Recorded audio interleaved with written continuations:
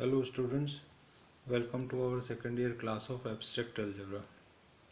पिछले टर्न पर हमने ग्रुप और अबिलियन ग्रुप और ऑर्डर ऑफ ग्रुप के बारे में बात की थी। अब आज अभी हम दो एग्जांपल्स देखेंगे ग्रुप्स के कि क्या ग्रुप किस तरीके से फॉर्म होता है या किस सेट को हम ग्रुप की श्रेणी में रख सकते हैं, प्रॉपर्टीज़ का अध्ययन करेंगे। तो दो एग्जांपल्स मैंने यहाँ लिए हैं और ये एग्जांपल इलस्ट्रेशन के हिसाब से बहुत बेहतरीन एग्जांपल है। तो इन दोनों एग्जांपल को आप आगे के लिए याद भी रखें और इसकी जो इम्प्लीकेशंस हैं, इसमें जो फैक्ट्स हमको पता पड़ रहे हैं, उनकी तरफ भी पूरा ध्यान देते चलेंगे। तो क्यूब रूट्स ऑफ यूनिटी की बात आपने सुनी होगी, यानी इकाई के घन जो होते हैं मूल, उसके बारे में बात करेंगे। तो आपने देखा होगा कि 1 ओमेगा ओमेगा स्क्वायर, इस तरीके का आपने एक सेट देखा होगा। ओमेगा क्या है? ये ओमेगा की वैल्यू होती है। ये सब आपने छोटी क्लास में वर्कआउट करा हुआ है। जैसे आयोटा की वैल्यू -1 होती है तो ओमेगा को हम कहते हैं -1 प्लस माइनस आयोटा √3/2। तो ये इकाई का घन मूल है। तो एक सेट शो, अब ये एग्जाम क्वेश्चन क्या बनता है कि शो डेट द सेट ए। कौन सा सेट ए? वो सेट ये है 1 ओमेगा ओमेगा स्क्वायर, ये वाला सेट है। 1 omega omega square r cube roots of unity. जो है ये सेट क्या बनता है? एक ग्रुप फॉर्म करता है with respect to multiplication composition. तो ध्यान देने की बात यहाँ पे क्या है कि एक सेट हमको दे दिया, इसको हमने ग्रुप बताना है, शो करना है कि ये ग्रुप है। और जैसे ही मैंने आपसे कहा कि जब अपन बात करते हैं ग्रुप की तो उसमें एक ऑपरेशन जरूर डिफाइंड होता है।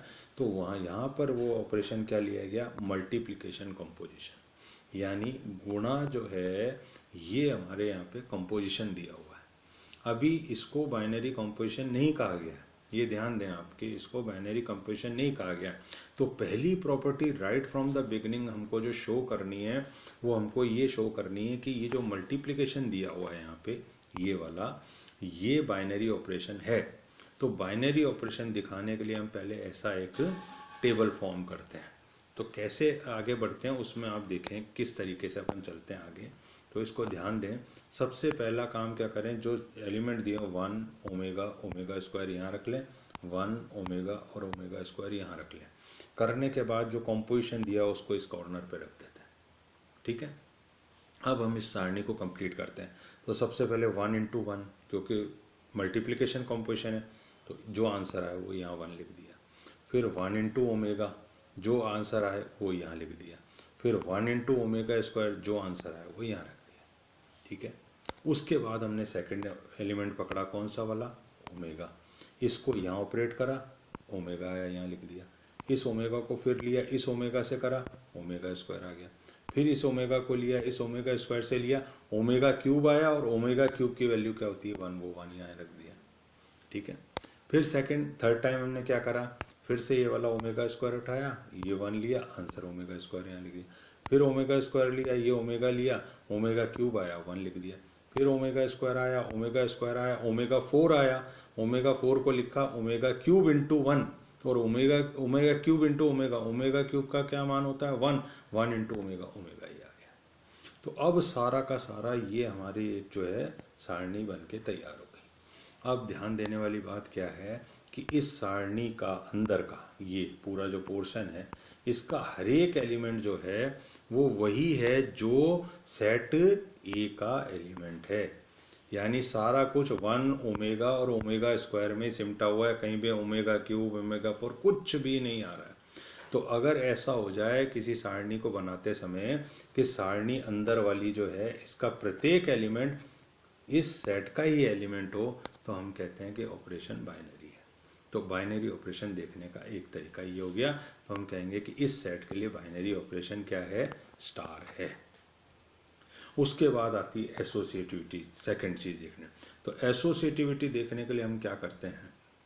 उसके लिए तरीका ये है कि A star B star C is equal to A star B star C. तो किन्हीं भी दो को पहले ऑपरेट कर लें, दो एलिमेंट को। फिर तीसरे से कर दें, या पहले को वहीं रख लें और बाकी दो को करके फर्स्ट के साथ कर दें, तो एसोसिएटिविटी होल्ड कर जाए। तो इस वाले सेट के लिए मल्टीप्लिकेशन के लिए एसोसिएटिव लॉ होल्ड करता है। तो सेकंड प्रॉपर्टी हमारी ये तैयार हो गई। थर्ड क्या है? Existence of identity element. तो मैंने आपको बताया कि किसी भी सेट में जब मल्टीप्लिकेशन कॉम्पोजिशन डिफाइन होता है तो आइडेंटिटी एलिमेंट क्या बनती है? उस केस में 1 बनती है, और 1 ये है इस सेट का एलिमेंट है। तो 1 को किसी भी एलिमेंट के लेफ्ट रखो चाहे राइट रखो, आंसर क्या मिलता है आपको? हमेशा ओमेगा मिलता है। ये देखें, यहाँ लेफ्ट रखा, यहाँ राइट रखा, आंसर ओमेगा स्क्वायर। तो 1 is the identity element of this set. तो आइडेंटिटी निकल गई 1। उसके बाद आता है प्रतिलोम अवयव का अस्तित्व, यानी हर एलिमेंट का इन्वर्स निकलना चाहिए। इन्वर्स निकलने के लिए क्या होता है? एलिमेंट रखो, पास में उसका इन्वर्स रखो, आंसर 1 आ जाना चाहिए। तो आप कोई सा भी एलिमेंट इस सेट का उठा लो और उसके पास दूसरा एलिमेंट रखो, यहाँ पर मल्टीप्लाई करोगे तो आंसर 1 देगा ही देगा। और ये 1 क्या है? ये 1 है आइडेंटिटी एलिमेंट है। तो हर एक एलिमेंट का इन्वर्स भी एग्जिस्ट करता है। तो इसका मतलब क्या निकला? इस पर्टिकुलर सेट के अंदर किसमें 1 ओमेगा और ओमेगा स्क्वायर के अंदर बाइनरी ऑपरेशन मल्टीप्लिकेशन जो है डिफाइंड है। उसके बाद एसोसिएटिव लॉ होल्ड करता है मल्टीप्लिकेशन के लिए। आइडेंटिटी एलिमेंट 1 है। इनवर्स हर एक एलिमेंट का एग्जिस्ट कर रहा है, यानी ग्रुप की चारों प्रॉपर्टी सेटिस्फाई हो गई। तो हम क्या कह देंगे जल्दी से कि ये जो गिवन सेट है ये क्या है? एक ग्रुप है। तो ये एक बहुत खास एग्जाम्पल है, ये आपको याद रखना। दूसरा खास एग्जाम्पल मैं करवा रहा हूँ वो ये है जिसमें 1, -1, आयोटा एंड माइनस आयोटा, ये 4 एलिमेंट हैं। ये सम्मिश्र संख्याएं, कॉम्प्लेक्स नंबर्स का सेट है जहाँ आयोटा बराबर क्या है? -1 है। अब ये बताना है कि ये वाला सेट जो है आपका, ये भी एक ग्रुप है। तो उसके लिए हम क्या करें? उसके लिए ऐसा करना है कि ये सारणी अपन बनाते हैं। तो ये सारणी बनाने के लिए अपने को क्या करना है साहब? जो पहले हमने काम करा था कि सबसे पहले आप यूं करो कि इसको इस फॉर्म में रख लो। इस फॉर्म में रखने के लिए अपन ने क्या करा कि 1 -1 आयोटा माइनस आयोटा इधर रख लिया, 1 -1 आयोटा माइनस आयोटा इधर रख लिया, और ऑपरेशन क्या दे रखा है हमको? डॉट, यानी कि मल्टीप्लिकेशन। इस 1 को 1 से करा, यहाँ लिख दिया। इस 1 को -1 से करा, यहाँ -1 लिख दिया। इस 1 को आयोटा से करा, आयोटा लिख दिया। इस 1 को माइनस आयोटा से करा, यहाँ माइनस आयोटा लिख दिया। हो गया। सेकंड अपन ले लिया -1, कहाँ पड़ा है -1? ये रहा -1। इस -1 को इस 1 से करा, इस -1 को इससे करा, इससे करा, इससे करा, सेकंड लाइन बना दी। फिर थर्ड टाइम हमने क्या करा? ये आयोटा लिया, ये पड़ा आयोटा, इस आयोटा को इधर इधर इधर इधर सबसे मल्टीप्लाई करा, थर्ड लाइन बन गई। और ऐसे ही हमने क्या करा लास्टली कि इस माइनस को यहाँ से मल्टीप्लाई करा, हर एक एलिमेंट से यहाँ लिख दिया। अब ध्यान देने वाली बात क्या है वो देखें। जैसे ये माइनस आयोटा है ये वाला, इसको जब इस माइनस आयोटा से मल्टीप्लाई करेंगे तो प्लस आयोटा स्क्वायर आएगा। आयोटा स्क्वायर की वैल्यू -1 होती है, तो ये -1। तो जहाँ जहाँ आयोटा स्क्वायर वगैरह आता जाएगा वहाँ अकॉर्डिंगली हम -1 या +1 करते जाएंगे। तो अब देखो दोबारा से, ये जो अंदर की सारणी के अंदर ये जो चीज़ बनी, इसमें कोई भी एलिमेंट 1, -1 आयोटा और माइनस आयोटा से अलग नहीं है इस सारणी के अंदर। इसका मतलब क्या बना कि सारे एलिमेंट ऑपरेट होने के बाद जो नए एलिमेंट भी अगर फॉर्म होते हैं वो किसी ना किसी तरीके से यही सारे एलिमेंट आते हैं। अगर ऐसा हो जाता है तो ये जो यहाँ ऑपरेशन लिखा हुआ है कॉर्नर में हमने, ये क्या बन जाता है? बाइनरी ऑपरेशन बन जाता है। यानी इस सेट के अंदर एक बाइनरी ऑपरेशन कौन सा डिफाइंड है? डॉट बाइनरी ऑपरेशन है।